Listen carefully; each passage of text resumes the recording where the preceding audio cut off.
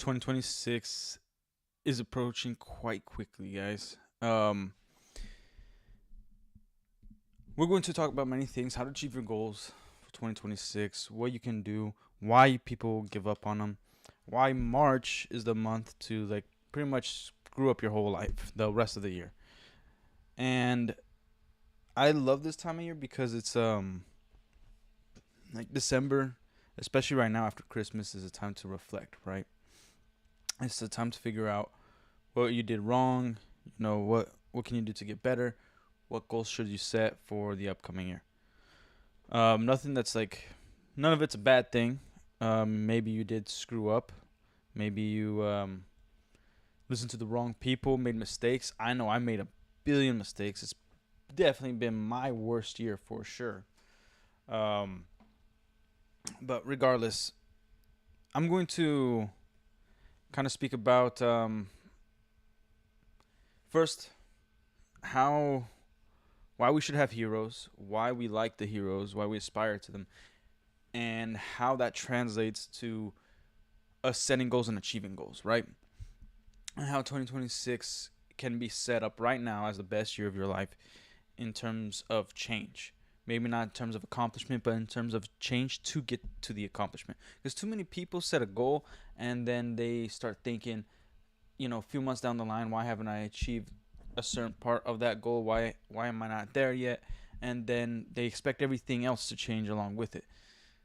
You know, when you set a goal, you need to understand the expectations. You need to understand the type of willpower you have, all the fallacies, everything you do wrong that could prevent you from achieving that goal, and who you are right now.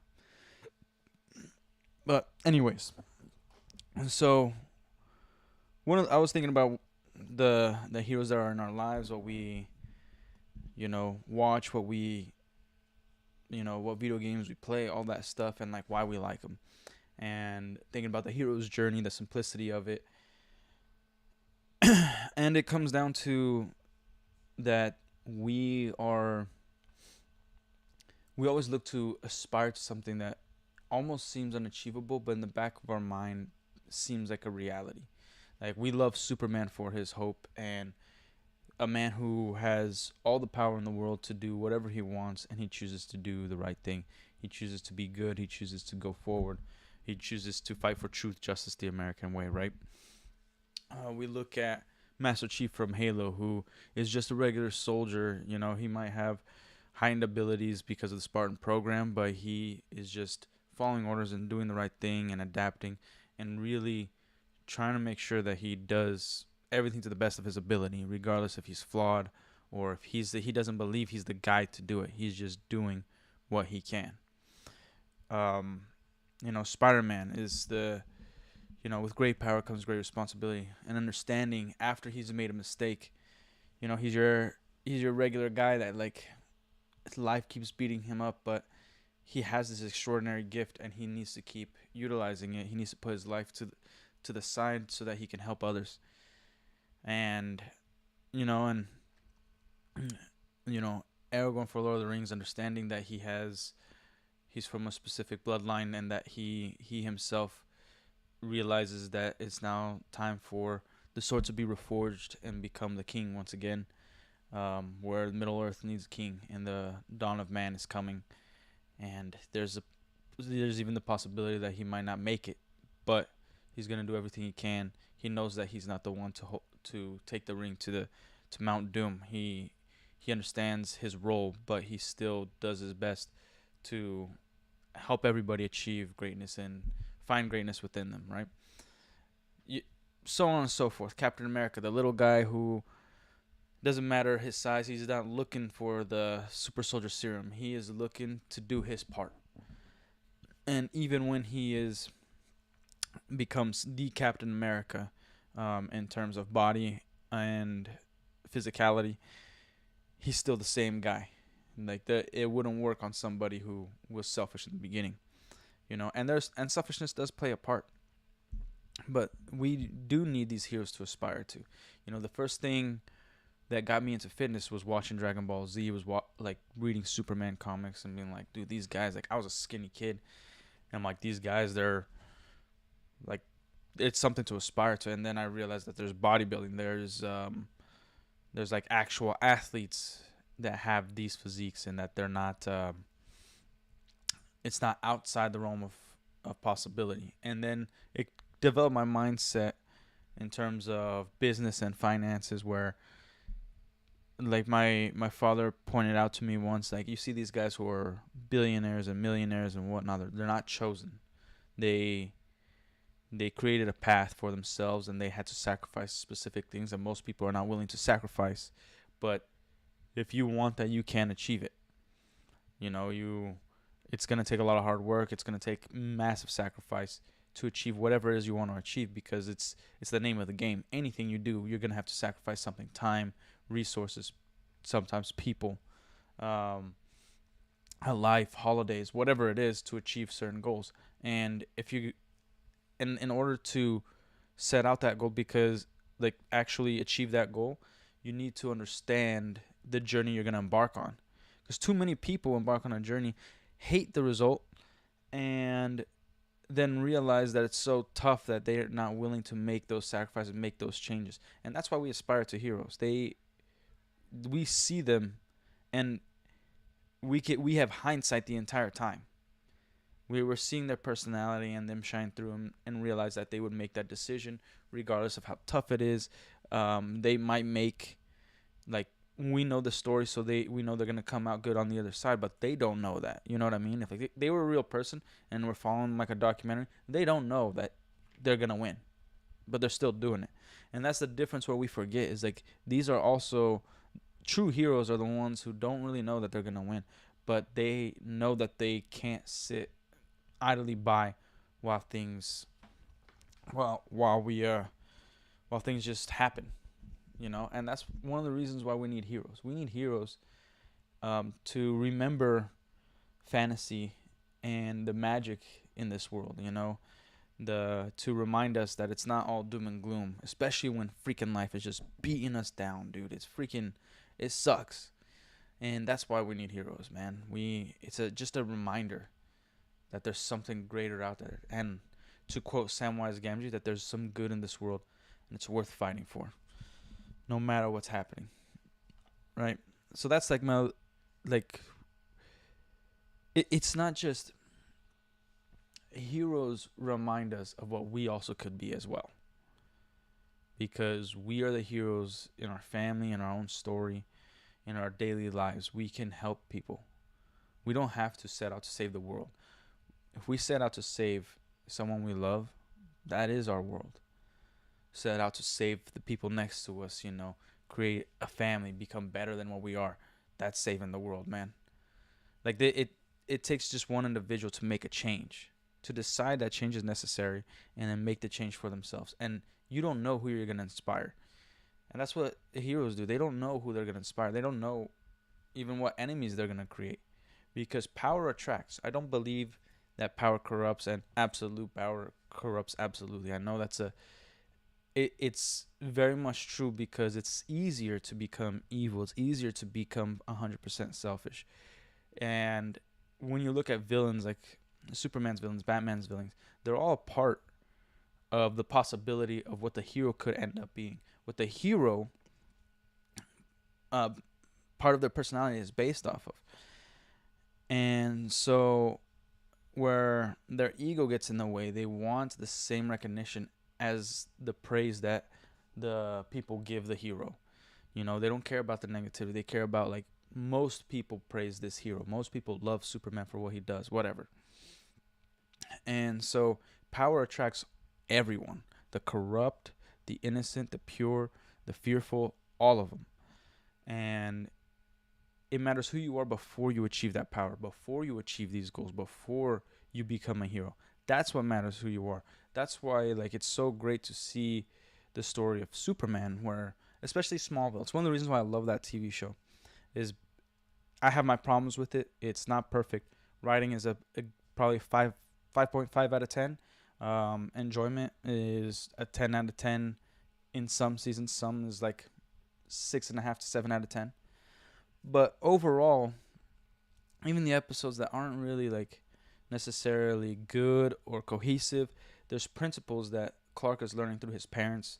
He's becoming Superman every episode. He's getting closer to it. Sometimes he takes a step back to take 2 steps forward. He's getting there, and that, like, he was Superman before his powers. He was Superman. Like Jonathan Kent was the first Superman. Jonathan and Martha Kent, they were the first ones.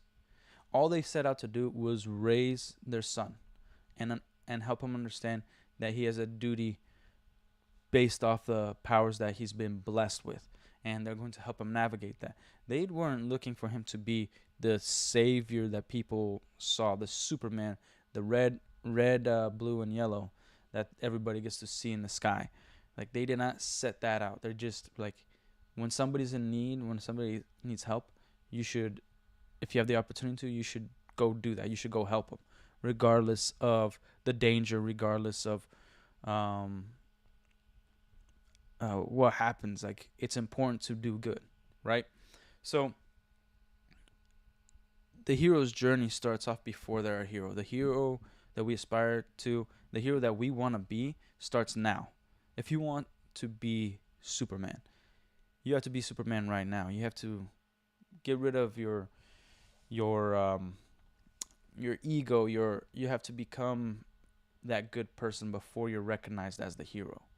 You know, the hero comes after the hero has manifested himself through his actions where nobody sees, right? Okay, but let's get into the real topic. 2026. Man, if you had a year like mine, it freaking beat you down. But I'm going to use fitness a lot because I'm in the fitness world. You know, like, I've been part of health and fitness all my life. You know, I'm very much, I would say, out of shape at this point. When I say out of shape, is like, I'm nowhere near where I like the size I used to be, or, you know, the body fat that I prefer. I'm doing jiu-jitsu and it's keeping my cardio up, so my gas tank is solid. But New Year's resolution, the most common New Year's resolution is to get healthy and to get fit, you know. And then the second most common is to, you know, fix your finances or become rich. Those are the two main ones. And I'm going to utilize fitness to explain to you guys how to achieve all this, how to actually have success, how to actually stick with your goals, because it isn't just about making the goal and setting out. It's actually about sticking to it, what kind of game plan you need to achieve it. The understanding that willpower is a depreciating asset, that it's like the battery on your phone. The understanding that whatever you decide to do, there's going to be an opposition to it. So we're going to dive deep into that and hopefully set you guys up for success. You know, all paths lead to Rome, but there's one that's most efficient. So you can become fit in 30 years from now, starting today, or you could become fit in a year, starting today. You know, there's a clear-cut path, and when I say fit, I mean in all aspects, spiritually, financially, you know, physically, emotionally. There's a path, and the principle of fitness is going to encumber all of it. And we're going to dive into it. Just give me 1 second.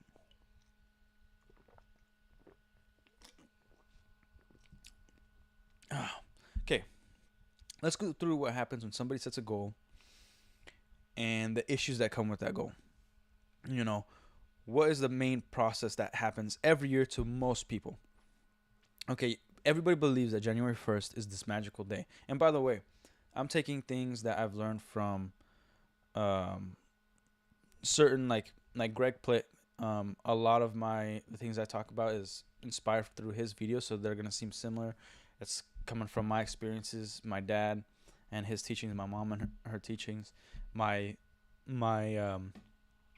lifestyle and the people in my life. So if I'll be speaking on some things that sound very similar to other or old influencers. So, but regardless, I'm going to try to put my spin on it and my take. But yeah. Okay. So everybody sets out a goal, and unfortunately, we believe that we're going to become this incredible person by January 1st. And that's not true. We're the same person we are today as we are January 1st, as we're going to be June 1st, as we're going to be December 31st. Like that cycle is going to continue. We are the same person. Nothing's going to change in the next few days for January 1st to make you become different.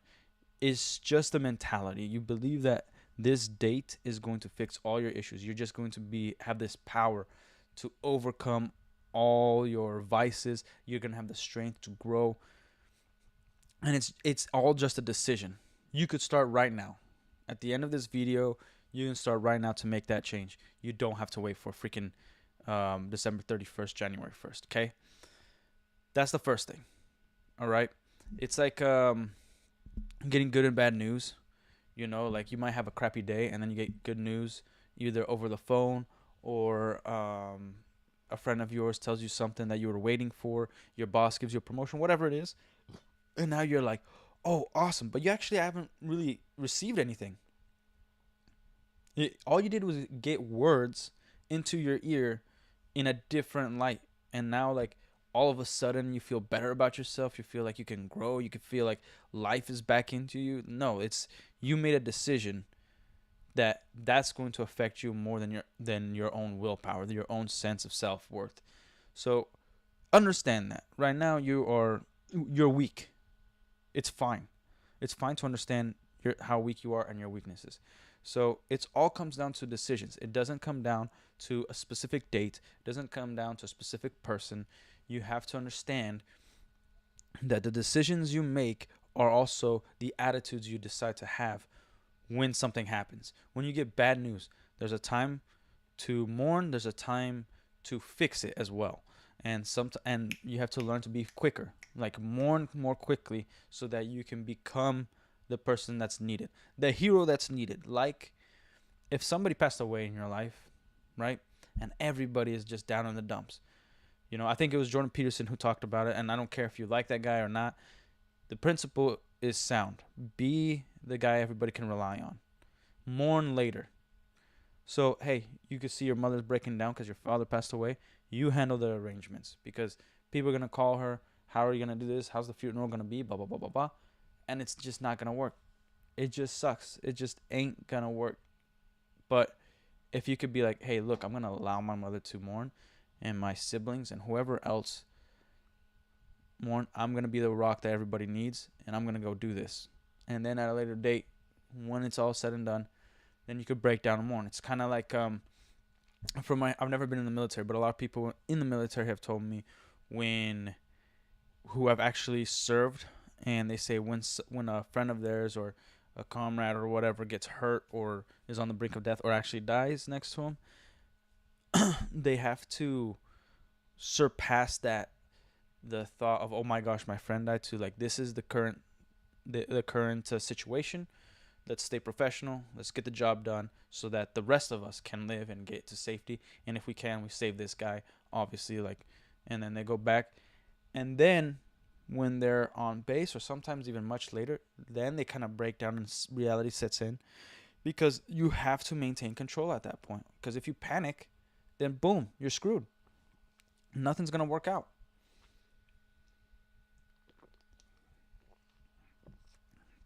And so first step is understanding that. Second step is actually identifying and understanding your weaknesses.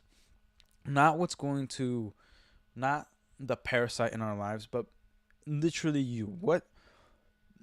How weak are you? Are you influenced by specific people? Are you lazy at a certain time of the day? Are you are you not a person of action? You're just a person that plans all the time. So then when you make a list of all your weaknesses, understand everything that you fall short on, then it's time to get one of the most important things in your life, a partner. I'm not talking about a freaking spouse or anything like that. I'm talking about a partner, somebody who's going to hold you accountable. Your spouse is a great way to do that, but again, it depends on the goal. It depends on the avenue you're going for. So if you and your wife or you and your husband currently have certain issues that you both need to work on, then both of you are one, and you guys need to go get a partner, a therapist, or something to hold you accountable, so that, because both of you need to hold each other accountable, right? Me and my wife were talking about this the other day. The point of having being husband and wife is so that we can help each other grow. It isn't just to support blindly and being like, yeah, everything you do is sunshine and rainbows and you do nothing wrong. That creates a narcissist and you're going to end up resenting that person. Yeah, sometimes your spouse is going to fight you on it. You're going to have arguments because you're not being supportive, but that's the path that you are on. You're not there to just accept them and for them to stay the same way as you met them. You marry them because of potential. You marry them for what you and her can become together, or you and him, whatever. Right. So let's go to the gym side. When it comes to the gym, what happens when you get a partner? There's a saying that champion comes in pairs of two because they battle themselves into perfection. So I'm doing jujitsu right now. Yeah, I can study. I can think about the moves. I could even buy one of those weird dummies that just stay stagnant. But I'm really not gonna get the most out of it. I might get some understanding in here, but I'm not gonna get the pressure, the adrenaline that really pushes me to problem solve when somebody has more weight, somebody has more technique, more skill, longer legs, shorter arms, whatever the issue is gonna be. So I actually need a partner, and I need that partner to, when there's a submission, to actually be a partner and not just try to break my arm or put me to sleep or like put some injury on me. Right? I need him to push me to the next level, and I need to be able to push him to the next level, right? Because we're gonna battle ourselves into perfection. We're gonna learn. We're not just gonna try to kill each other the entire time. But also, I'm relying on him, and he's relying on me. So on days where I'm feeling off, I don't want to go. That person's gonna pull me and gonna be like, "No, man, I don't care what you're going through. We set a date. We talked about doing going to the gym together and getting fit and getting healthy. So you're coming with me, brother. And I'm going to have to do the same because he's going to have days where he's off too." And so when you make a verbal commitment to somebody, it really shows what kind of crappy person you are if you're like, "I don't care and I'm not even going to try to help you even though you relied on me." You have now made a commitment to somebody that you're going to follow through, you're going to help them out, and they're going to do the same because both of you have the understanding that you all have weaknesses, and there's going to be crappy days where, the wife's like yapping away, the kids are a little too much that day, and it's not their fault, it's your fault. The boss is on your butt, your like life just isn't going good, and you just need to freaking chill, watch a movie, go to a bar, whatever. But that's a detriment to what you want to achieve and how you want to change your life. Because remember, the process of change is the most difficult process there is. Maintaining being in shape is much easier than going from one state to an in shape state. Like when you don't have debt, it's much easier to make sure you don't get back into debt than trying to get out of debt. Okay? When you have to understand that it's going to be complicated. So one of the best ways that was explained is actually by Greg Plitt when he was on Simply Shredded. He explained about fat and how fat is like credit. So one person that is in shape, super fit, muscles, 5% body fat, and somebody who's super overweight, they run a mile, they work out for an hour. The person that's in shape is going to burn 1,000 more calories than the person who is not in shape, because muscle is heavier than fat. A pound of muscle is like this big, a pound of fat is like this big, right? So it's going to take much more for the body to move that. They could be the same weight. So the person who's fat is going to have to run for 4 hours instead of 1 to get the same amount of calorie burn as the person who's fit. You understand? So like credit cards, you're going to pay $20 a month, but you're only paying like $5 of that $20 is the principal, and then the rest is all interest. So you still have so much debt to pay off. You didn't take off $20 of debt. You only took off 5 by paying 20. So it's the same principle of when you're trying to get fit and when you're trying to make a change in every aspect of your life, fitness, emotionally, spiritually. And you can't do it all at once. You can't put everything on your plate and then make that change. And we'll get into that. So you got this partner to help you realize where you got to go, when you're weak, and you have to be honest, and you have to be vulnerable. Like, hey, I'm weak at this. I suck at waking up early in the morning. And then you got to realize what you're, and then the next step is realizing what sacrifice you got to make. Some people like have really good fitness sessions at night, but they have terrible willpower because of that. Some people feel better working out in the morning. Okay?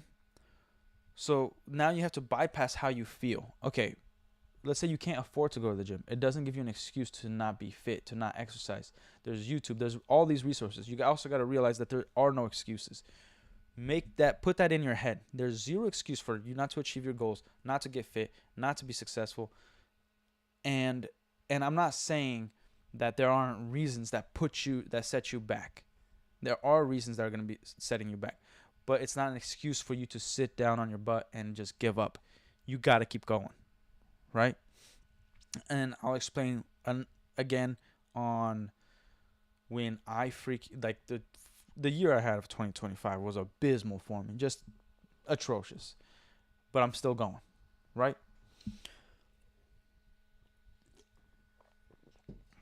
Anyways, understanding that you're not going to, it's a marathon, not a sprint, and it's more of an obstacle course. You're like running in freaking Ironman and doing,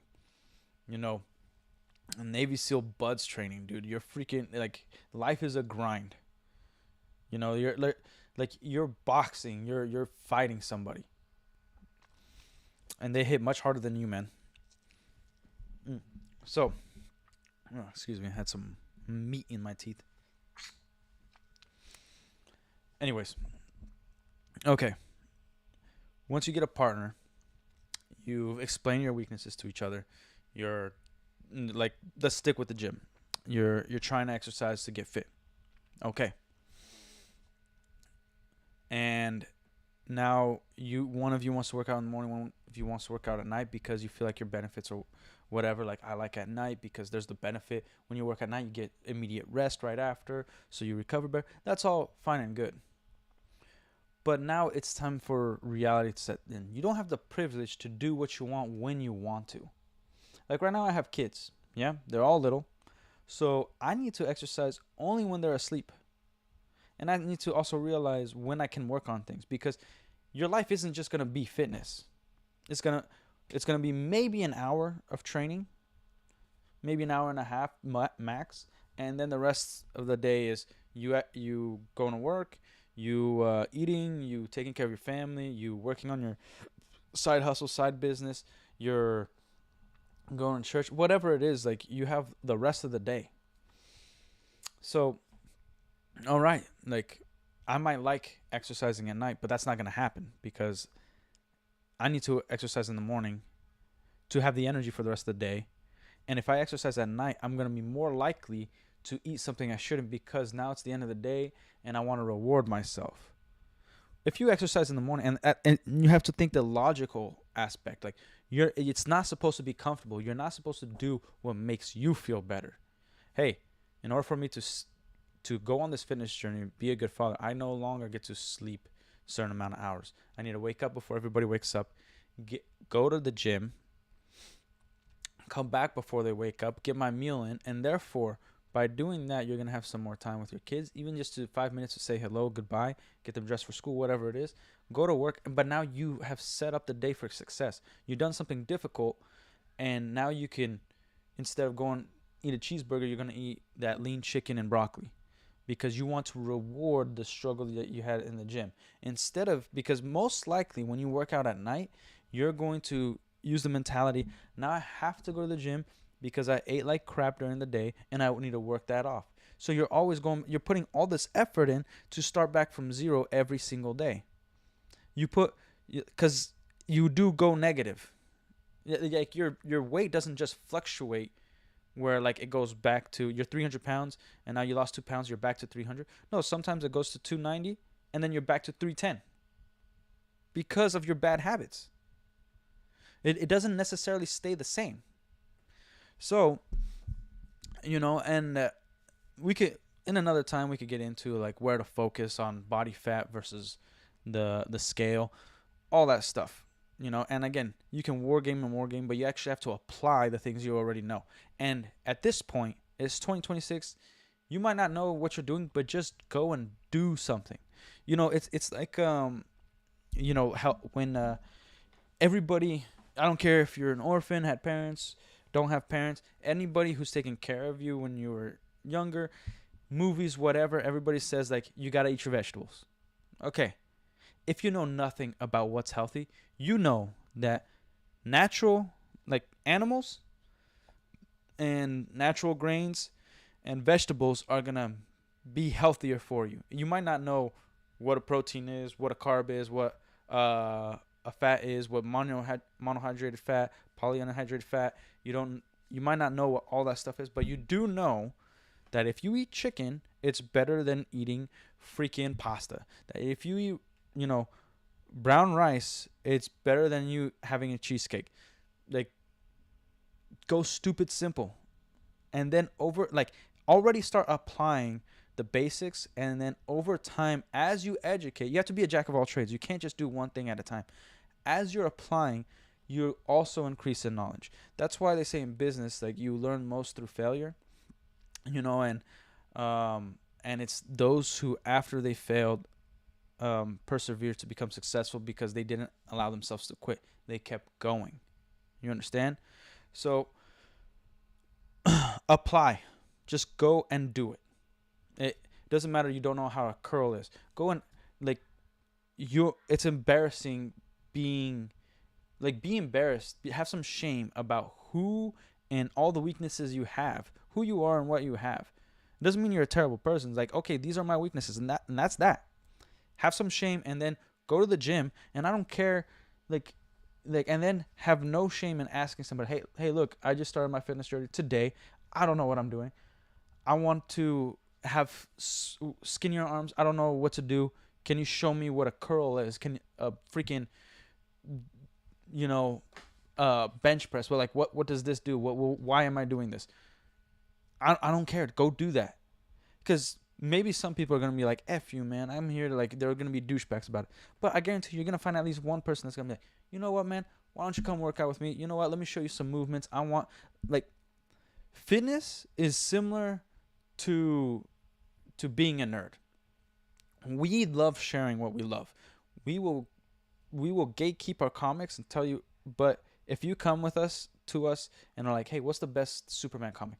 We're going to tell you our whole life story and why this is the best Superman story, and then we're going to argue about it, and then we're still going to tell you to read all of it, and we're going to show you exactly where to buy it. We might even give you some of it. But fitness is similar. People want to see you successful because somebody who's successful, usually, at least here in the US, from what I could tell you, in Brazil it's a little different. Those who have success actually wants to help other people have success. But they don't know who has success and who hasn't. So don't be embarrassed and go ask them the right questions. Go and be like, hey man, I don't know what I'm doing in life. I don't know how to get fit. I don't know how to make money. Can you teach me? If they say no, F you, screw you. Okay, go to the next person. Who cares, man? You already have nothing. You already have zero. What do you have to lose?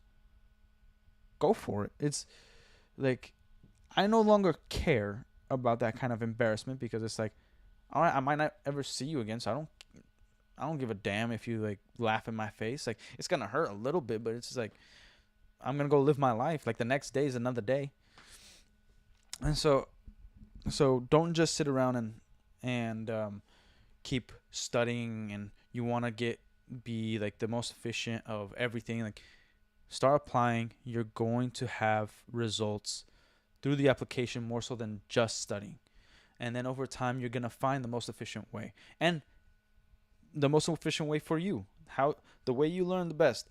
The way you achieve success. The way you apply things are only going to be known to you after you try something and realize it's not working out the way you want it to. Because it's like sitting on the side of the fence. You don't know which sitting on the fence. You don't know which side to jump on. Well, choose one avenue because you'll find out quicker if it's the wrong avenue. Then you could jump the other side of the fence. It's that simple. So okay, we we went through it. Find a partner, understand your weakness, and have a good plan of attack.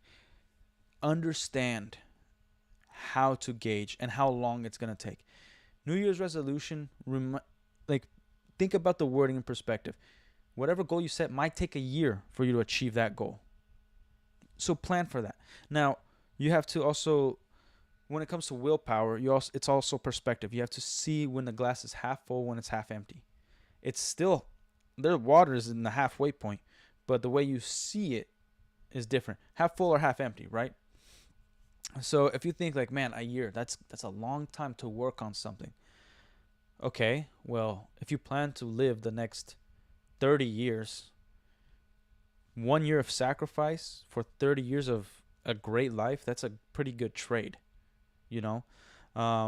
That's something that I think a lot of parents didn't help kids, at least from my perspective, they didn't help their kids understand when it came time for college and going out into the real world, where it's like, yeah, if you choose this path, you have to work this hard, but these years are fine for you to sacrifice because then you're gonna have an incredible life after that.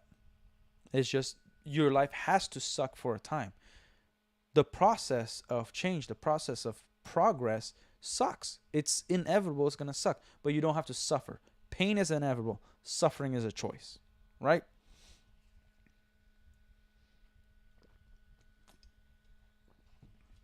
So go through the pain with a freaking smile, man. It's a hard thing to do. It comes down to your mentality, but it's it's unavoidable, right? Oh, freak. Stupid fan. Okay. When you understand that, I'm going to explain for those who are gym goers, the month of January is the absolute worst month for the gym because it's all these freaking losers who don't have a good mentality, and it's not because they're fat. It's because they don't understand. They did not watch this video. They're going in there being like, "Yep, January 1st. That's all it took for me to go from being a fat piece of crap to the ultimate warrior." Like, and then when it comes February and March, those are the better months because you're gonna see at least half those people quit. At the very least, half is gonna quit. You know, and the reason they quit is because they don't have a good plan of attack. They do not understand how long it's going to take. They do not understand that they're putting effort in the wrong things, and so they're not going to see changes. But it's like it's like watching. It's like seeing somebody lay down bricks to build a house, right? You put down like 20 bricks and just concrete. You're like, these are still just a pile of bricks. But after some time, a long time, that one brick ended up becoming a castle, right? But if it took one brick first, and nobody, not even you, can see the castle after 20 bricks, 30 bricks, 50 bricks. You couldn't see it. But you kind of built a wall. You kind of built a structure. You're laying down the foundation, right? So that's where things start changing. Around the 3-month mark is where your body starts, okay, we actually do have to change because this guy isn't BSing. Think about your mind, your body, and you, all separate beings, where you guys are all fighting for different things. Your mind wants you to rest. Your body is tired. It doesn't want to do anything. But you want to grow. Okay? Your mind wants to protect you. Your body wants to rest. You yourself, your personality wants to grow. Okay, well, all of you have to come together. You have to trick your mind and your body to understand that this is your new life. And it's going to take some time to convincing. Just like dating a girl, you have to convince her that you're freaking worth it. You have to convince her that like you are worth all the pain and anguish that you're gonna go through. You are worth the trial and tribulations. You are going to make her life much better if she's with you than without you. And it isn't one day where you're just like, all right, now we're boning and now we can start a family. No. Sometimes it's going to take a year, 2 years, and then you guys get married. But it took 2 years to get there. Okay. So now you have to convince your mind and your body that like, hey, we're never going to stop exercising. We're never going to stop eating right. So you guys better get on the program and start fixing this physique. And then your mind and body's like, oh shoot, okay, we're going to start using this fast. Like 2 months down the road, okay, now let's start using the fat storage. Let's start building muscle because I'm sick of feeling weak. We need to make this muscle grow for strength. The mind is gonna be like, all right, well, we gotta get enough nutrition in. So let's go find the food. Let's go scavenge. Let's go freaking hunt. And then you yourself, you're gonna be like, all right, we're now a team. Now there's gonna be changes. Now you're gonna be more efficient because you trained your mind, you train your body to understand that now you have a habit and it's gonna be consistent. Okay, it's the same with working at your job. Like you're no longer just phoning it in. You are now working on actually trying to make the company successful, actually trying to be a part of something. So now you're going to be more open to fighting for a raise. You're going to make more money. Maybe get more time off. Maybe get PTO or increase your knowledge so that you could open your own company someday or just move up in the company. But overall, your life is going to get better, right? But it took a lot of convincing, then showing and really proving to yourself and those around you who can make those decisions that you are worth it, that you have changed, that you're willing to grow, and you're willing to like go through the mud and fight for it. So you have to condition you have to understand that that's the fight. You're fighting yourself. Okay? You yourself doesn't want you to change, and you want yourself to change at the same time. You're fighting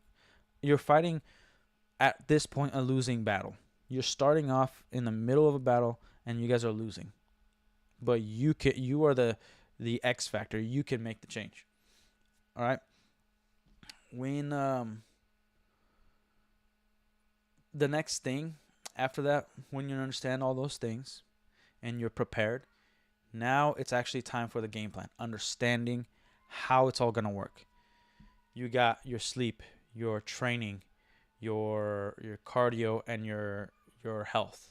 You know, your nutrition. You can't change all that in a day. A dude who's like, hey, I'm gonna quit smoking, but I'm gonna smoke a ton right before. I'm gonna quit drinking, but I'm gonna get loaded. I'm going to freaking, I'm addicted to, stuff on the internet that I shouldn't be. I'm gonna quit that. Like, certain things you're gonna have to wean off, and certain things you're gonna have to understand that you could only tackle one at a time. Okay. Let's say the gym is the easiest one. It is. Out of all these things, nutrition, cardio, like lifting weights, cardio, nutrition, sleep, and let's say water intake, lifting the weights is the easiest one out of all that. Trust me. Water intake, you're going to be super bothered by it because you're going to piss all the time. You don't know how much salt you need to intake to make sure that you utilize the water to retain it. You don't know which supplements helps out, and let's put supplementation as the sixth one. So you can't just go from I'm eating pizza to I'm going to change all this and expect it to work. It might work for a few days, maybe a week, maybe even a month in the rare cases, but it's not sustainable because you're going to get overwhelmed and it's actually going to hurt your results and hurt the end state. You're not going to succeed. So you tackle one thing at a time. Hey, I'm going to add something and take something out. I'm going to stop eating pizza, but my nutrition is going to stay the same. It's going to stay garbage, but I'm going to try to have a habit of being consistent at least 4 days a week going to the gym. Okay, you got that done after 2 weeks. All right, now I'm going to add in utilizing my sleep. And now I'm going to take something else away. I'm going to take away movie time. All right, or strength with strength. Hey, I watch too much movies, but let me invest in a bike or a cardio machine or something where like, hey, let's put a bike in the living room so that I can watch a 2-hour movie and just move my body, not even do a fast cardio session, just move my body as I watch this movie on a bike, just pedaling. Hey, you're getting some cardio in. It's not the most efficient, it's not the most effective. Your mind's all bottled, whatever. But you're doing something that is outside of the normal. You are changing up the mainframe, and it's little by little. So you got to like implement it when you understand that, like, okay, now you're a little stronger in this area. You feel more confident in the consistency that you're gonna have the correct water intake, the correct sleep. You feel like you're confident in that you're gonna hit the gym, and then you have a partner that is your fail-safe, is your insurance policy. When you don't want to hit the gym, they're gonna tell you. When you are wanting to have a cheat meal, they're gonna pull you back. And it's not that they're gonna be there the whole time, but there's that constant understanding that you don't want to fail. And then comes the big thing: announcement/goal. Announcing that you're going to change to the people you love, people you care about, and maybe people that you know are going to doubt you is extremely powerful, because it now holds you accountable 100%. Whether it's you're going to do a bodybuilding competition, you're going to do a marathon, you're going to run a 5K, you're going to enter a jiu-jitsu tournament, you're going to whatever it is, you're going to become a millionaire, you're going to open a company, you're going to move up in the current job that you're in. You announcing that is it like, it's not always the most effective thing, but when you're trying to make a big change and you fail yourself all the time, you have to put yourself in a place of pain, of a possible humiliation. That, like, hey, I don't want to, embarrass my kids, embarrass myself, embarrass my wife, embarrass my family, and embarrass myself more so because I told somebody I look up to, my dad, my mom, whatever. And they're going to look at me like I'm weak. And maybe they won't. But in your mind, you don't want them having the possibility of thinking that way. So therefore, you have to pick something that you have to tell them about. You have to tell somebody to always keep you accountable. By June, I'm going to lose 30 pounds in 6 months. 10 pounds a month. Or, my bad, 5 pounds a month. And it's all going to be fat. Cool. Go do that. Because now, if you miss a day, you have one less day of achieving your goal. If you miss a week, you have one less week of achieving your goal. And then the time starts constricting. And you're going to look like a fool, a failure, if you don't achieve that. Right? So it's really important to set these dates, set these expectations for yourself and for others, so that you are held accountable by not just yourself, by some other entity. And now comes why you're changing. You have to understand that you cannot change for somebody else, even if they are correct. Even if they're like, hey man, like, you're addicted to alcohol, you gotta change that. Yeah, they might be correct, but in order for it to be a true change, you have to look within yourself and make that decision for you. Hey, this person's right, but I gotta do this because I want to do it. I want to get better. Maybe physiologically, I don't want to stop drinking, but I personally, as a person, want to stop drinking because I am addicted. My body's addicted to this, but I know the best thing for me is this, and I'm doing it for myself. You have to solidify that, because it's a losing battle. You can't wait for somebody else's approval, because they might even notice once you achieve that thing. Oh, hey, achieved the body of my dreams. How do you like me now? And then that girl's like, nah, I don't give a damn. Like, you still have the same personality that I didn't like before. Damn. Now you're going to go back to being a fat, sorry bastard because you put the value on somebody else's approval. The value has to be internal. It has to be yours. Okay? Now, understanding that you are your worst enemy, there's a parasite in your mind feeding off you, man, that you have created. Those are called habits. The parasite is called a habit. You've conditioned your body to be, and your mind to think and do certain things that took years.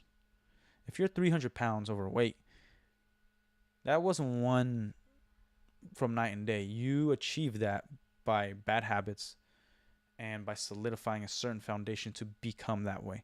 And to change that isn't night and day. Just like it wasn't night and day for you to become a fat bastard. You have to freaking understand that.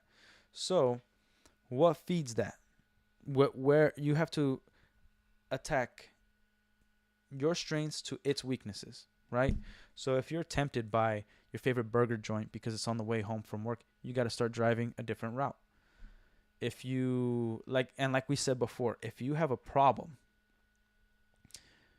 with willpower and you love going to the gym at night, you don't get that privilege. You got to go in the morning to keep you from having a crappy day nutritionally, emotionally, mentally, and then boom, you got to get rid of that.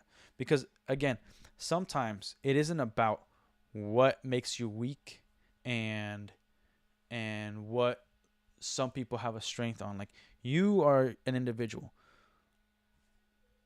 What's a weakness for you might be a strength for your friend. So if you watch a certain show and it makes you think a certain way, but your friend is having the time of his life and you are like becoming negative through watching that show, and I know it sounds stupid, but it's a reality. So therefore you have to quit that show, but your friend doesn't.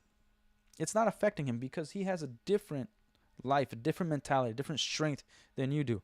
Understand that it's okay to have a different strength and different weaknesses than your spouse, your friends, because that's the point. There's supposed to be a give and take relationship in everything, where you give, they take, and they give and you take, because you're battling yourselves into perfection. Yeah. So understanding that as you go through whichever endeavor, is that there's going to be people who are really good at something that you're never going to be good at. You're never, like in the fitness world, probably never going to have the best genetics to become Mr. Olympia. But you could become really fit and look really good. But there's certain dreams you got to understand where it doesn't work out because you're starting from this late stage. Like, I'm 30. It's highly unlikely I'm ever going to, even if I have the best genetics, still highly unlikely I'm going to be the next Mr. Olympia, because I don't have the foundation that people who started at the age of 25, 18, and they're already competing. They understand the conditioning. Me starting from scratch at age 30 is too late in the game for statistically to grow. Yes, you could be an outlier. It's always possible. But we're talking about reality here. Do you have the time, the selfishness to abandon your family practically to achieve this one specific goal that only few people in the world have ever achieved? And there's 7 billion people, and that's who you're competing against. You got to understand that the sacrifices might not be worth the result. Okay? But getting fit is always worth it. There's certain things you should never sacrifice. But, for a time, you're going to have to be selfish. You're going to have to sacrifice events, going out to eat at nice places. You're going to eat the crappiest food. Like, maybe the only thing healthy there is a salad, so you're going to have to order that damn salad while you see everybody eating cheesecake, pastas, and whatever else. You're going to have to make those sacrifices, man. So, from there, where do we take it? We understand sacrifices. We understand having a partner. We understand our weaknesses, our strengths, our game plan, taking one thing at a time, the routes we take. But the hardest thing out of all this stuff, is going to be the sacrifice of people, where certain people you need to cut out of your life completely. There's the saying, when there's no air in the plane and then there's a gas mask that you have to put it on yourself before you could don it on a kid, because you're no good to that kid if you die. Now both of you are dead. So there's a time where selfishness is a good thing, where you suck so much that you actually can't help. It doesn't matter how good of a heart you have. You can't help that person because you yourself suck. And that's fine. That's a reality you can live with, but you don't have to accept. So therefore, you have to somewhat abandon that relationship so that maybe in the future you can help them out. But and and that's one way. The other way is also understanding that there's some people who are just freaking leeches who you might enjoy, but it's the worst give and take where you only give and they only take. Bad relationships, man. Like, yeah, there's bad work environments, and those you have to handle a little more tact. If you have a family and you leave your job and you didn't have a good game plan after that, yeah, that's a stupid move. But if you know that that job is making you a worse person, like you're taking it out on your family, and start making a game plan to leave that job, find another job, start applying now, and then leave it as quickly as possible without jeopardizing your family. And maybe sometimes in the rare cases you might actually have to leave today because like it's that bad, but don't use it as an excuse to just leave and like feel free. Like, if you have responsibilities, understand those responsibilities, right? Some people you're going to have to cut out completely because they're ruining your marriage, they are ruining your ability to be a mother, to be a father, and sometimes the closest people to us. Now, I'm not saying to go and call them being like, F you, you're ruining my life, but start keeping your distance. Like, for instance, if you have a mother-in-law that sucks, a father-in-law that sucks, they're still family. If you live next to them, maybe it's time to move. You got to there's a change of environment and change of people that needs to happen. Sometimes all you need is the change of environment to actually make it different. I'm going to go to a different gym. Like, I'm going to embark on a new career venture and stick with it until I freaking die. And I'm going to be successful in that area. You got to change up your scenery. You got to change up the people you're around, because it is true when they say like your net worth is determined by your network. And I know it's hard for people who haven't met successful people to understand that. But it's like, think about it this way. If your friend's like Superman and you want to talk about Spider-Man, you got to go find somebody that likes to talk about Spider-Man. You can still go talk about Superman, but in order for you to talk about Spider-Man, you got to find somebody who knows about Spider-Man. You feel me? And they're going to show you opportunities and new comics to read. Same with rich people. Like, oh, hey, I'm poor, but I have an idea. And if I tell it all to my poor friends, none of them can give me money or show me a path so that I can actually make money from this idea. Well, maybe talking to rich people because they have gone through it. They have the resources. They might even invest in your idea. You go talk to them. Boom. So now your net worth has increased. I know it's basic, it's simple, but that's what you got to do. You got to change your environment, change the people around you. And again, through this change, it's a hard process. Maintaining something is so much easier than change, but the change is worth it. It's always going to be worth it. It's just going to be gruesome. It's grueling, man. So you want to cut the fat out of your life, you have to cut some people out of your life, because some of those people are the ones that are enabling you to stay crappy, to stay a terrible person, to be in this state of mind that really hurts you. To keep the motivation alive is an understanding of your weaknesses. To keep the motivation alive is an understanding of the journey that you're going to embark on. It isn't just making a decision either. You have to understand. It's not about studying, it's understanding. Like, hey, I've never done this before, so therefore I need to understand that I'm not I'm not Superman. I'm not going to change everything in one night and it's all going to go like sunshine and rainbows for the rest of the year until I achieve this goal. It's like, no, I'm going to get backlash. People are going to offer me cake when they know I'm on this goal. People are going to invite me to go eat somewhere when I'm trying to do this. I'm going to have a competition in 2 days and people are going to try to sabotage me with, not because it's their intention, but they're trying to be nice, but they're not understanding your journey. That's the reality. People are going to laugh at you for trying to achieve something. People are going to laugh at your ideas. But if you genuinely believe it, then let them laugh. Because when you actually achieve it, if you have the mentality like, I'm not going to stop until I achieve it, just like a baby, like, when are you going to tell the baby keeps trying to walk for years or for months at least and falls down like 30 times a day before it can actually walk. Okay, after the 50th try, you're going to be like, you know what? My baby's never going to walk. No, you're going to keep encouraging your kid until they walk. So you're going to need to have that same mentality throughout your life, business, emotional, spiritual, physical, whatever it is. I'm not going to stop until I achieve the body of my dreams. I'm not going to stop until I have financial success, until I'm the happiest I can ever be, until I have the best life. Until is the key word. Like, we want everybody in our lives to grow with us. The only person that you really can do that with is your spouse. It's really the only person you can do. And then and the people you love most are usually the ones that are going to hurt you the most. And understand you the least, unfortunately. And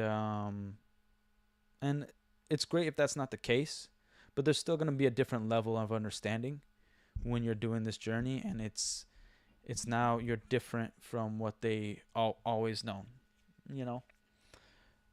But stick with the journey. You are going to achieve like a great amount of success when you stick with it, and you're going to be praised and inspired others who maybe laughed at you in the beginning, and they're going to come at you, maybe not apologize, but in a way they're going to say, hey, look, man, I'm sorry I laughed at you in the beginning. Can you help me out?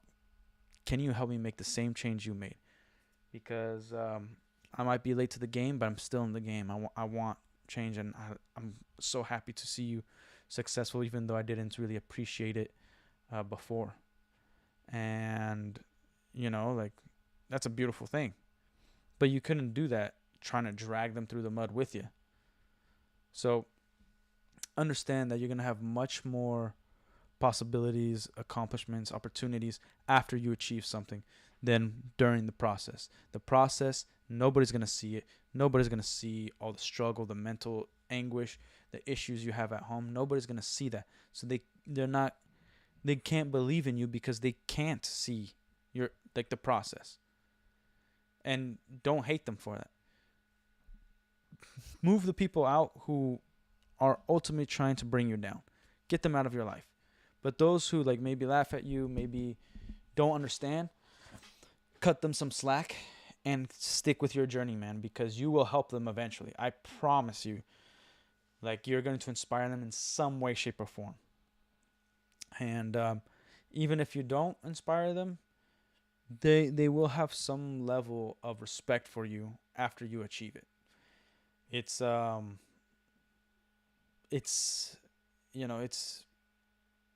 struggle. Like this past year, 2025, right?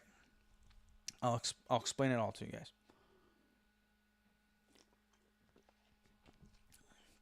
Before 2025, I had a Lego store. My first big risk. It succeeded for a time. I would consider it a failure nowadays, based off the level I took it to and the deal I made. And I'll explain why. So we moved. We got evicted from a certain mall because there was new owners and they wanted to change up the mall. They didn't really like our store, and they did some things that legally they could do where they're going to take advantage of us, so we had to leave. Hey, we found a spot, but we didn't have any marketing coming in. We had to cancel the marketing previous, so we lost around $80,000 of the marketing investment. Okay, but we were still profitable in a way. We were breaking even ultimately, but we're surviving. And I should have taken more risks. In hindsight, I could have done more stuff. But ultimately, we had 2 hurricanes, brought down the store quite a bit. Didn't make money for 2 months, but I still was able to pay everybody from the money we made in the previous months. And it was still going up. The trajectory was up, right? Unfortunately, it came to the point where I needed to bring on an investor. They didn't allow me to have an investor because the owners had, it was a franchise. The owners of the corporation had first right of refusal. Whatever. We made the deal, and I made a deal like, hey, how about you don't let me bring on an investor, but or they weren't happy or keen with the idea of bringing on an investor. But ultimately, I was like, all right, then let's do this. You guys have first right of refusal. I'm going to do the honest thing. I could have filed bankruptcy, liquidated the whole place, got a bunch of money in my pocket, and then like started a new venture. And I would have been clean, but I felt that was dishonest, right? Legally correct, morally wrong. So I told them, I'm like, how about we do this? I'll sell you the store. And and you guys put the money into marketing. And this is at this time I've already taken money out of my house, put it into the business, all that stuff, right? I believed in it 100%, like going for it, right? You put the money into marketing, you bring up the store, and I buy it for a higher price in the future, because I could still stay here on as an employee. I could take care of the store, be a manager, whatever, And then they ended up hiring a different manager. They ended up not going with any of my ideas. They never even put money in escrow or anything, and they just, their lawyers told me like, no, we just terminated your contract and that you're just like an employee now, so you lost everything to us essentially. And I was like, what the hell? But I'm like, I'm playing ball, I'm being nice. I'm like, no, there's still a way around this, whatever. Then they ended up shutting the store down a day after their name was off the lease, and they never took my name off the lease. So now, not only did I lose a store, I was around $500,000 in debt to the landlord because they defaulted on the lease and never told them they were closing it down. And then I owe the landlord for the remainder 4 years left of the lease. But since I was an honest person, I came to the landlord. I was like, hey, look, this is the situation. They did this, this, and this, and I don't have any money. And this guy, who was a tough guy, but he's fair, he was like, look, I can't take your side, and I can't take their side because I'm not going to play you're telling me information, but I can't, there's no way to confirm it. But I will tell you this. I've never had a problem dealing with you. I've only had problems dealing with them the past 6 or 8 months. And I'm like, all right, solid. So here's what I'm going to do. You go over there, clean the store, spotless, and I'll consider your debt paid. I was like, dude, freaking A. I went over there, and it was a dump, trash heap, right? I cleaned it up. A friend of mine came, one of my old employees, who is now one of my best friends, fixed it up. Like, people's credit card information was out. There was food, mold. Like, they just destroyed the place, decimated. And there was still product in there. It was insane. Okay, so that happened. Then I was able to find a job a month later because there was a restaurant opening, and it's a restaurant that I had experience in 10 years previous. Okay, good money or whatever. And then there was a supervisor who was a freaking dick, pain in my butthole, man. Every time the other managers left, he's just on me and made up lies about me, whatever. And got to the point where I couldn't be there no more because he would take me off the schedule. He would, cut my hours. And it was just I had zero control on what I can do, even though I was the best in certain areas. And I truly was. You ask anybody that still works there, I was the best. Okay, so I leave, and it's been super difficult to find a job because apparently I have a misdemeanor on my record, and it shows up as a red flag when they do background checks. So, I got rejected from Walmart and McDonald's this year. That's pretty rock bottom, brother. And a lot of my, after losing the store and people realizing it, I lost, a lot of people. Almost everybody with money stopped talking to me. People who are like, hey, I want you to, how about you leave this franchise and open a store with me? How about you come with me and we'll do a partnership or whatever. People who are offering me money at the time, and now they, won't even pick up the phone. It freaking sucks. I've lost friends. I've lost almost everything other than somebody's life this year. And I'm still looking for a job and some income, and to get some income because I have 3 kids, and they were all doing this while my wife was pregnant with our third. So this, these These are people that I thought I could trust. And then also that supervisor, they left. They got fired because this person offered a waitress like 2 grand or so to sleep with them, and that's what got them fired. And it wasn't their incompetence or their idiocy or their lack of work ethic. That's what got them fired. And I'm gotten like 6 different people asking me to come back, and I'm like, yeah, I'm willing to come back, but it's up to the GM, and so far I haven't received any of his calls, and probably won't. But yeah, like, so there's these things happening, and I'm like, all right, whatever. And yeah, like I just have to take it on the chin and keep going. Like it's tough.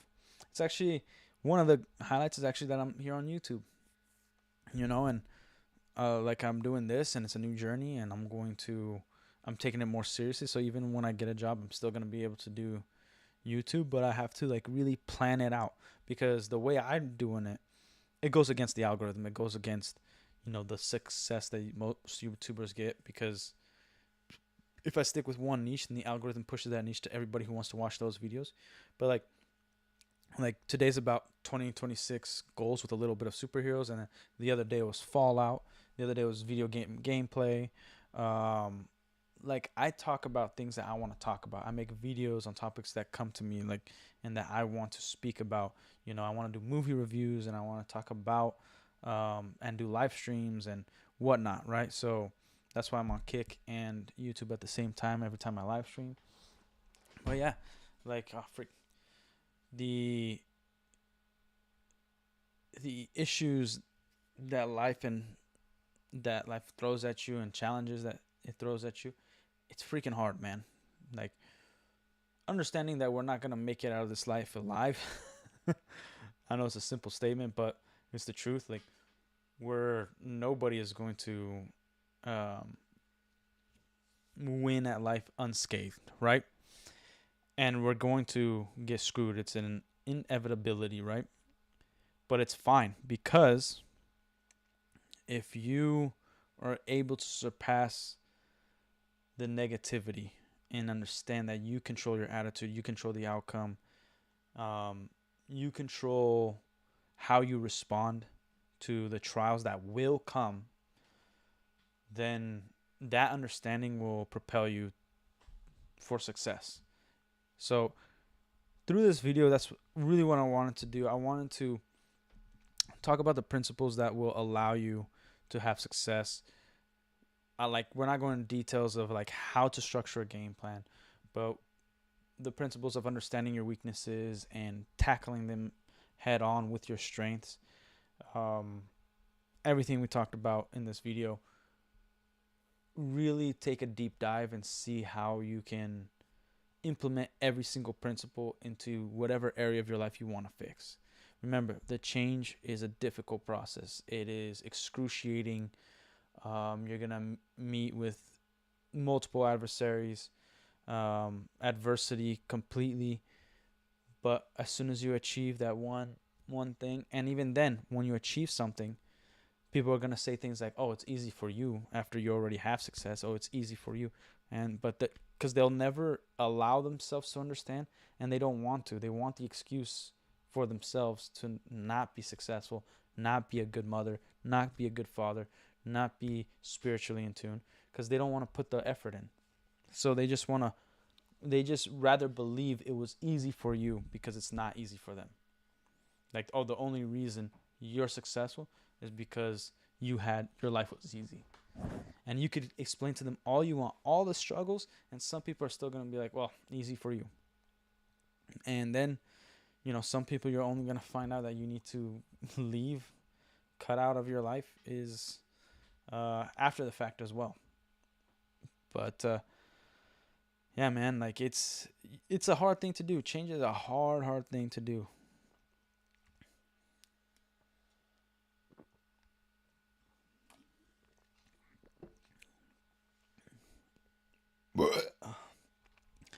Listen. Like, life's tough. It's tough, but there's so much beauty, and there's so much good, and we can all be a part of it. We can do some good in this world. We can do some good in our families. Not every situation is going to be great or ideal.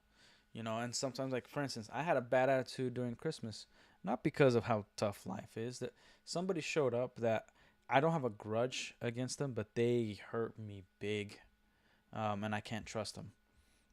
I didn't think I would spend Christmas with them, um, with these people, but they were there, and I was like, okay, like I still have love for them.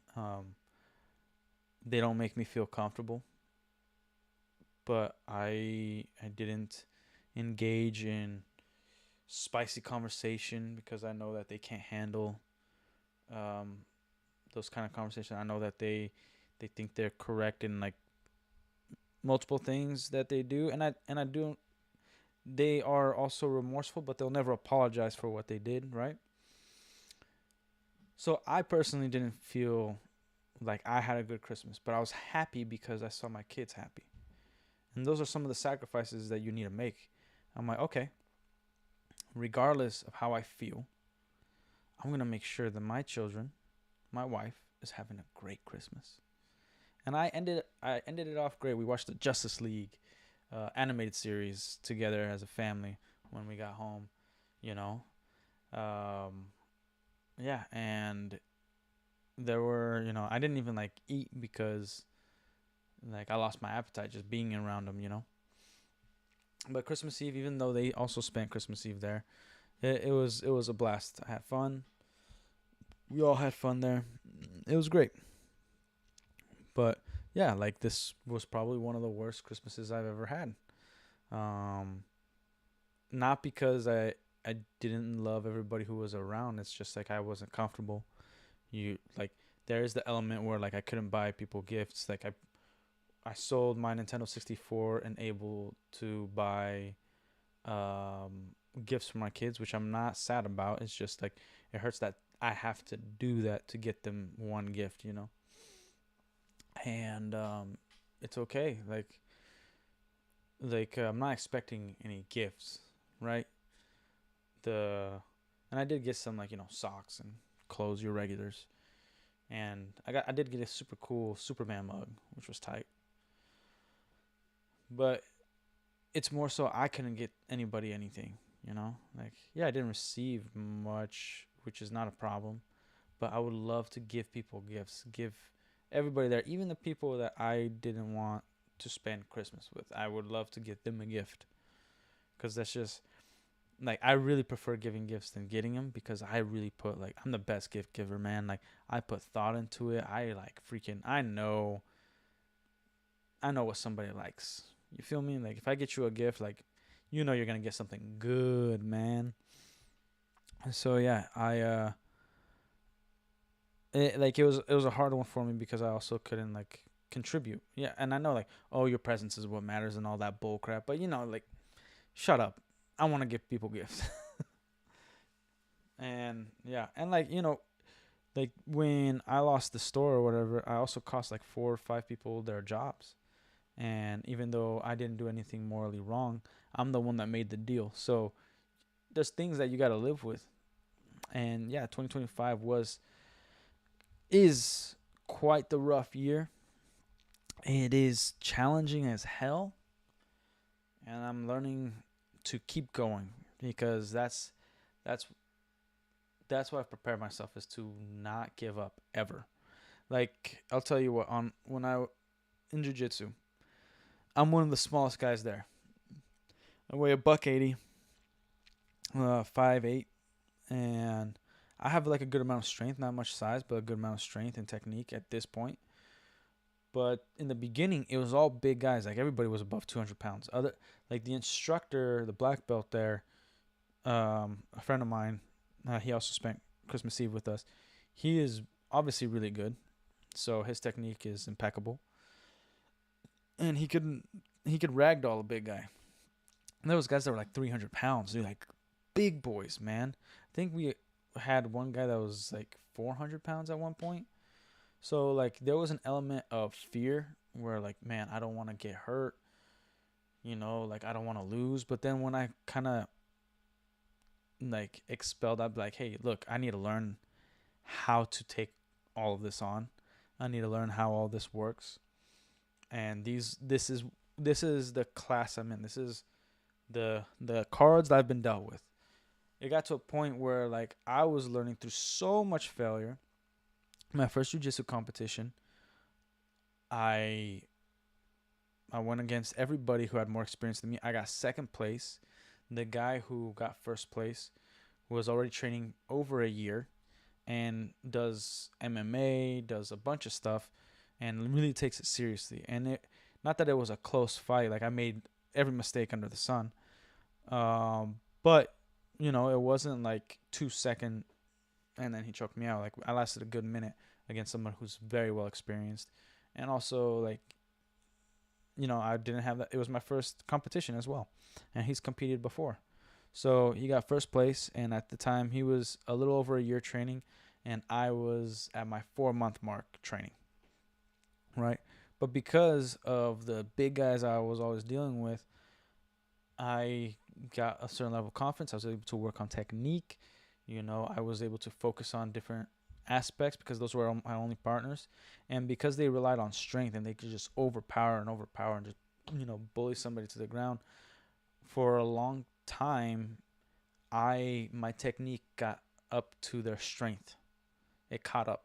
So now, like, I win a good amount in terms of rolling, in terms of like surviving a big guy just suffocating me with their chest, stomach, or just distributing their weight right. So I was able to come out on top, and I actually no longer have a fear of the big dudes. Like I actually prefer fighting them because now I learn so much from them, and they learn a lot from me by like, oh shoot, like I can't just use all my strength all the time. Like yeah, like I get tapped out every session, which is that's my goal isn't to like get submitted, but like it's to be put in position where I can learn from, right? And if I get submitted, it's because I made a mistake, and that's fine. So I've found a way that I can learn. Like here's one way I love people learning from me. So especially with like some newer guys that come in, let's say I get them in an armbar, right? And I just slightly, put my pelvis so they could feel it, then they tap. And I'm like, all right. And they're like, all right, let's start over. I'm like, no, like let's stay here. And I'm not going to crank at all, but you find a way to escape this. Because I got it now, but somebody's gonna get you in the armbar position, but they're not gonna have the elbow in the correct spot. They're not gonna, be able to truly crank it. They don't. Your thumb might be twisted in a different way where they can't really get the like depending on the speed and your technique. So, like, let's keep rolling, but you escape, and I'm going to allow you to escape after you do the right movement. So then they like put my leg over or whatever, smash me, like use their hips to flip up, whatever it is to get out, and then we start from there because they're learning to escape, and I'm learning after making a mistake and not getting a full submission to start, because now they're in a better position because they escaped a submission, and I'm in a worse position because I tried a submission and failed at it, so I have to adapt at that. So we both got to learn by getting rid of our ego.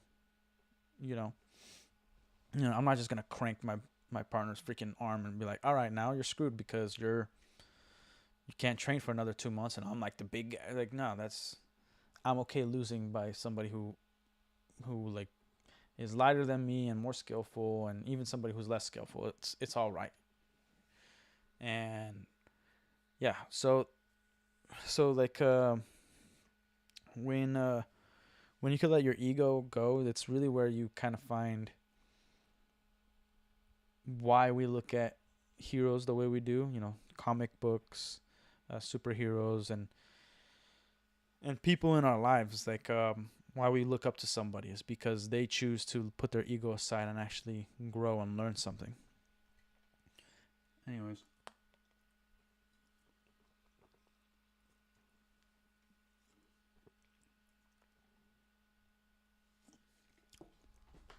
Yeah. Damn. So, oh man, I've had a freaking year, man. But seeing my wife happy and my kids happy, and like obviously, like we've had arguments over the situation because it is overwhelming.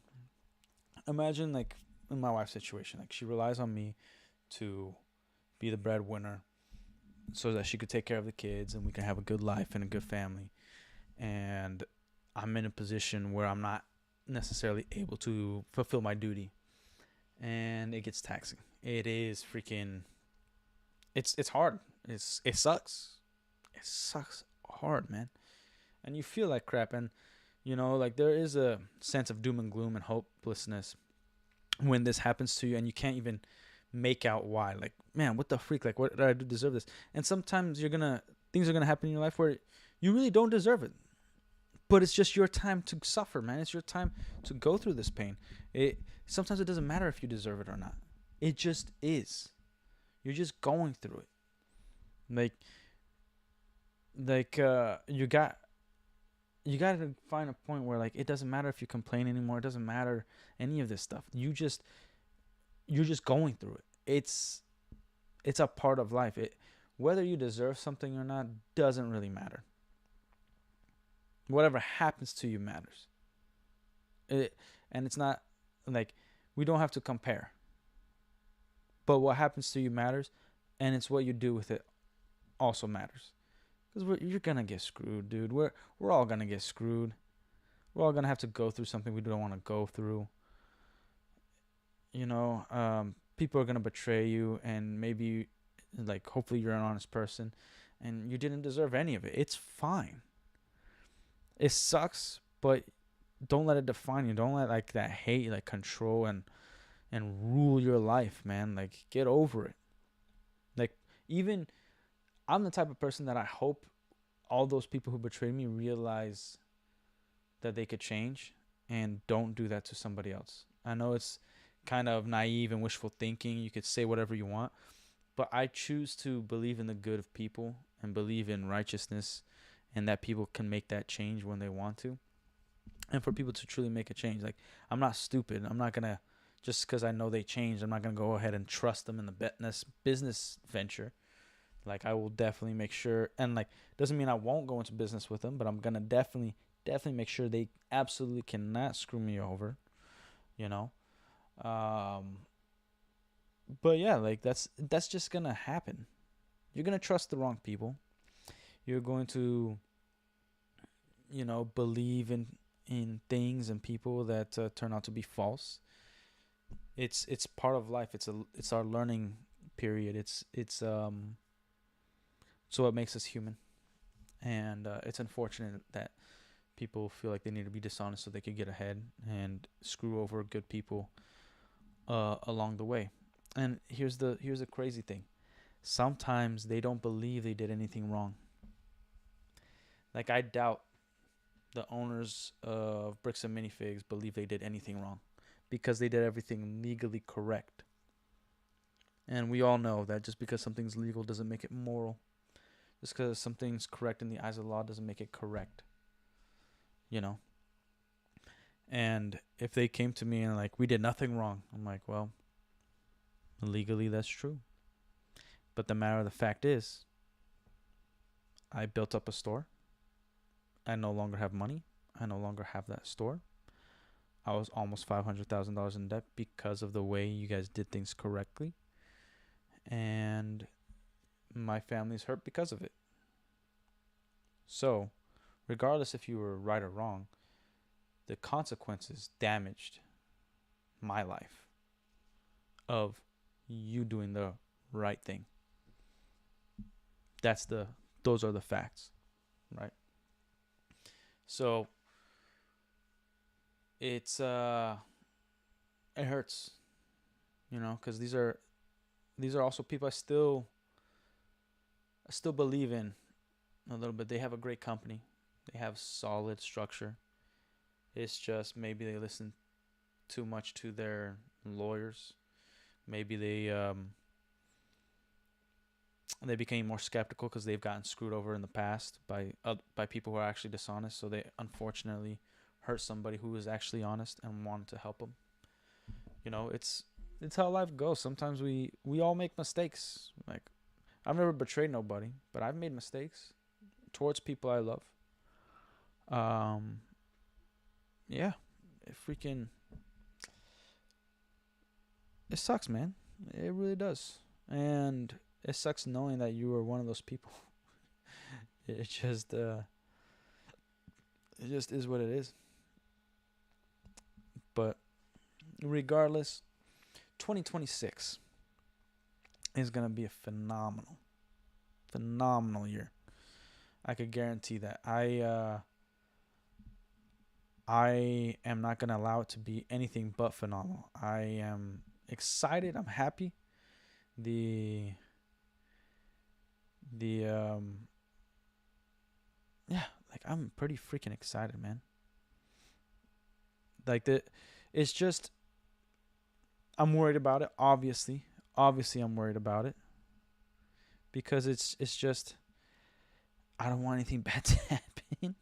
I don't want to get screwed again.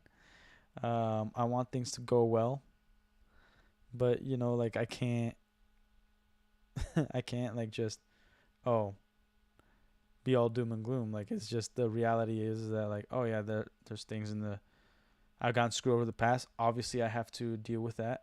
I have to make sure that that doesn't happen again. But, like, it is what it is. The the the challenge isn't necessary to stay positive. Is to be able to see when something horrible is happening, when there's a mistake being made, and to trust in the right people. Like, that's the challenge. That's the real challenge, right? But it's fine. It is fine. Like, I'm happy with how things are going with my life and everything. I think it's good. I think it's I think I think as long as I keep going forward and you guys keep going forward, we're all gonna be all right. We're all gonna make it out of here. We're going to have the time of our lives. It's gonna be good. We're gonna have fun, and success is gonna come. But don't freaking, like, you're gonna get beaten down through this entire process. That's just a reality. Live with it. We are gonna get beaten down. It is another inevitability, but it's just the truth. That's what you guys need to understand. It is just the truth. It is not um something to be scared about. You can, like, the only reason you'd be scared is because you're not prepared. It's all gonna be fine. We're gonna have a great time. And when we do get finally beaten down, we're going to be able to understand. If you prepare yourself, you're going to be able to understand on how to fight it, how to come above it, and where to go from there. Because it's not, again, life ain't sunshine and rainbows. Life is not going to be easy. We are not going to leave without any scars. It's still going to be good, though, because that's the point of having a journey and creating new journeys. Like, be happy. Also, reward yourself when you that's something I probably should have talked about before. Reward yourself when you succeed in something. It's not the end of something, it's the beginning of a different journey. Every time something ends, it's the beginning of something else. So don't be all doom and gloom and sad because, like, things aren't the way that you think they're supposed to be, or there's too much pain, or whatever the freaking issue is. Like, be happy. It's gonna be good. We're all good. Um, I'll probably do a Fallout stream in a bit. We'll tackle that head on as well, because I kind of miss it, and there's a lot of stuff I want to do in Fallout. And yeah, but I'll be posting some videos soon. Hopefully this week I'll probably make a few phone calls to get some success, some financial success, go forward. But yeah, I just wanted to help you guys set up the keys to success for 2026. And it's simple. And I'm always going to keep things simple. I'm never going to go crazy detail unless like you guys are asking me questions on the live stream and I'm going to go off it. You guys can also shoot me an email. And in those emails, I will make a whole video just on those emails, man. It's something that actually what inspired me is like I went back to some videos of Greg Plitt. I used to be I was like subscribed to him since 2009, like on his website, right? And I learned a lot from that. And one of the things that inspired me is the way he structured his website. His video blogs were about like people sending him a message, and he made a video about it, like about willpower, about steroids or overcoming adversity and all this stuff. And that's something I actually do want to do on this channel, where like you guys send me an email, I'll read it out live, and I'll do a video on it, and I'll explain to that person specifically through these videos. So yeah, that's something I do plan on doing. I want I just want to, oh shoot, F my life. I'm trying to fix this here.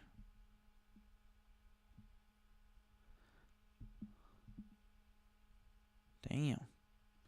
OBS freaks out every once in a while. Very annoying. But yeah, there's like, in terms of me trying to also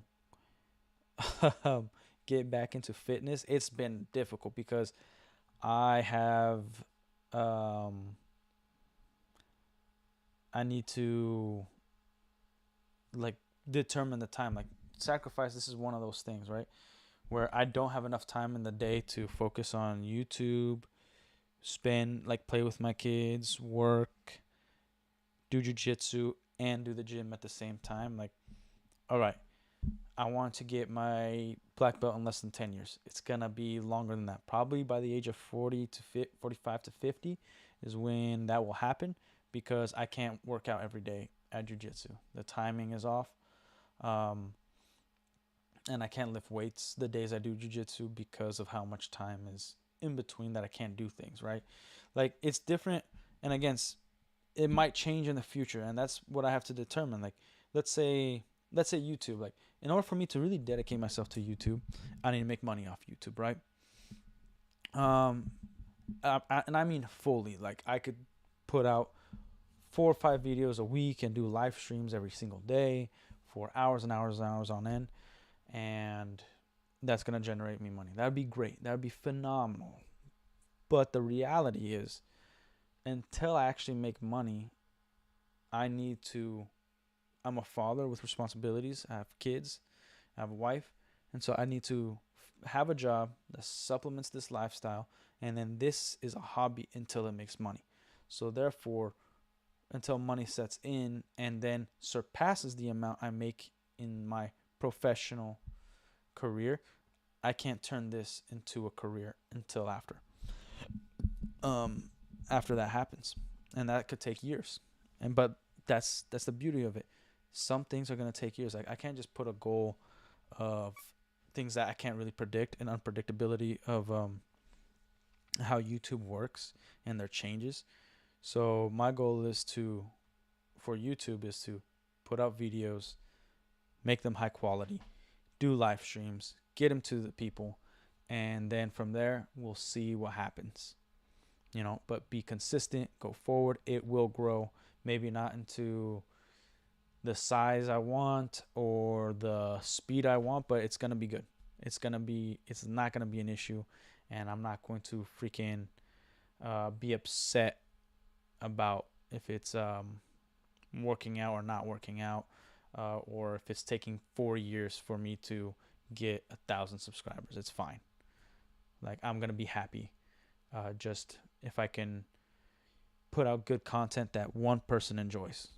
Like, I think that for me, that's the end goal. Like, I want, like, I've spoken about this before. There was a live stream I tried doing. Dude, everything was going wrong for like 30, 40 minutes straight, and it was the one that I had the most people in the chat on YouTube. And I felt bad because, not because I was embarrassed, but I just bored them to death because I couldn't get the things to work. And what I did was, like, I eventually corrected in a different live stream, but I felt bad because I didn't deliver a good quality product, right? And didn't entertain those who came across the channel, because I want to be able to entertain. I want to be able to give good content to those who come in, you know. And yeah, but you know, it comes with the territory. The learning process, the progress, changes. You're gonna fumble a lot, but we're gonna grow a lot. All right. I'm gonna leave it at that, and we'll probably get on some Fallout.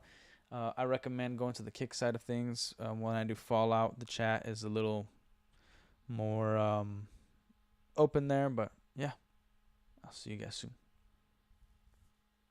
Oh, and don't forget to subscribe, douchebags.